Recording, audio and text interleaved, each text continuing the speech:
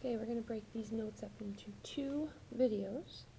Okay, the first video is going to be talking about how do we write binary formulas using symbols found on the periodic table that are non-transition metals, and then the second video is going to be transition metals. Okay? So there are 3 steps to writing formulas. The first step is to write the symbol of the cation first. A cation is the positive ion.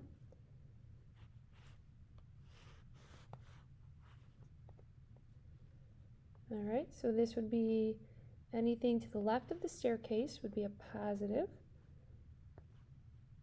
Alright, so we're going to just choose one. Let's go with lithium.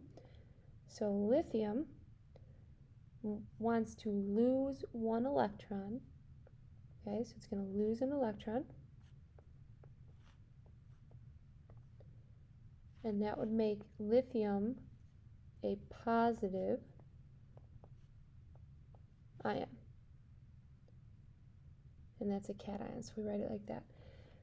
If we have magnesium, magnesium wants to lose 2 electrons to become stable, and that would make magnesium a 2 positive, so it lost 2 electrons. So those are your cation symbols. The anion, which is a negative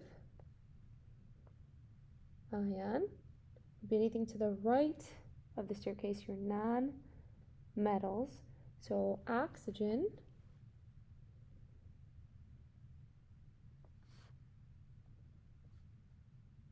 wants to gain electrons to become stable, and it needs 2 more electrons. So it wants to gain 2 electrons.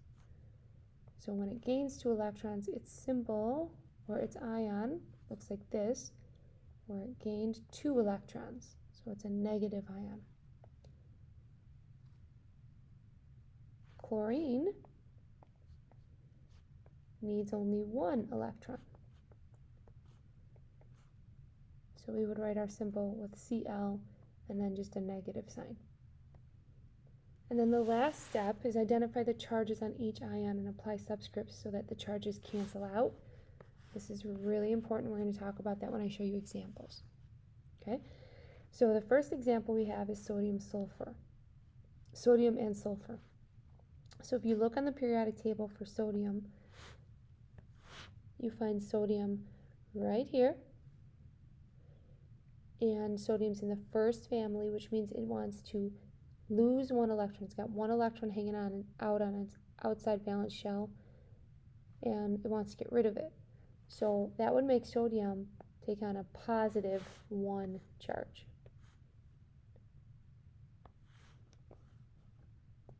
So we write sodium with a positive 1 charge.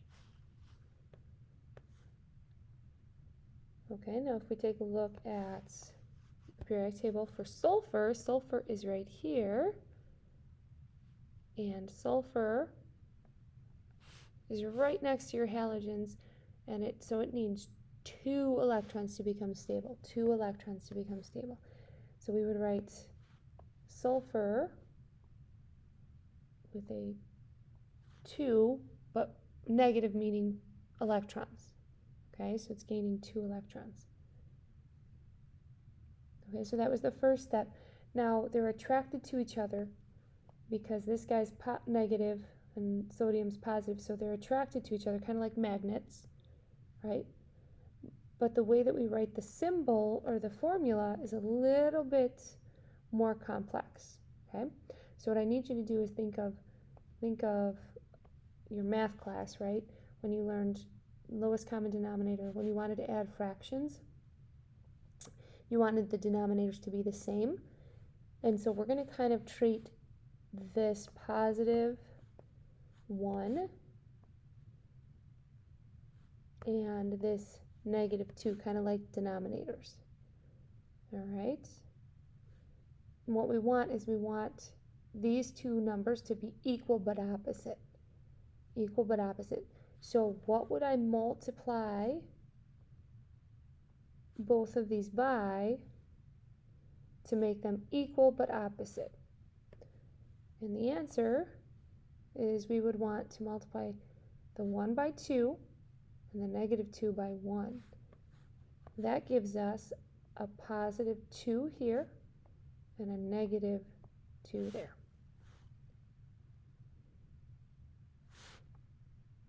Those are equal but opposite, so when I add them, I get them to cancel out. They make 0.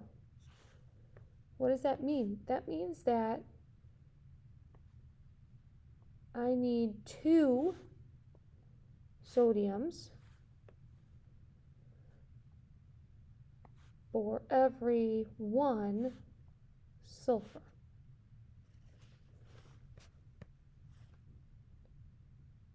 So I write my formula like this. Na 2 S1, but I don't need the S or the 1 there, so I'm going to just erase the 1. Okay? There's an invisible 1. So there's my 2. Remember, 2 of those. So the 2 goes there. The 1 goes here. When there's a 1, you don't write it. There's my formula. So let's try it again on another example. Okay, we have calcium. Calcium, and I'm going to write that off to the side here. Calcium is going to, he's in the second family, so he's going to lose 2 electrons. So that makes calcium have a positive 2 charge, or a 2 positive charge. So I'm going to write the positive 2 here under calcium. Nitrogen is is right next to, in between carbon and oxygen, and it needs 3 electrons to be stable. So nitrogen is going to take on a negative 3 charge. All right, and now I leave some space. Okay, this, whatever I put in here is going to go here. That's going to tell me how many calcium atoms I need. And then likewise, if I need more nitrogens, I'm going to put that number here. So what is going to make these equal but opposite? So if I wanted to do some algebra here, I would use absolute value symbols. So what's going to make these two sides equal? What is the lowest common denominator? Think of it that way, or lowest common factor here. 2 times what is going to equal 3 times what? 6 is going to be our common denominator here if you think of it in terms of fractions. I'm going to get a 6 here and a 6 here by multiplying the 2 by 3 and the 3 by 2.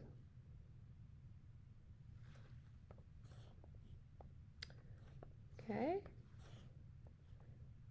Now these are equal but opposite, so when I add them up I get 0. So I had 3 calciums for every 2 nitrogens. And there's my formula.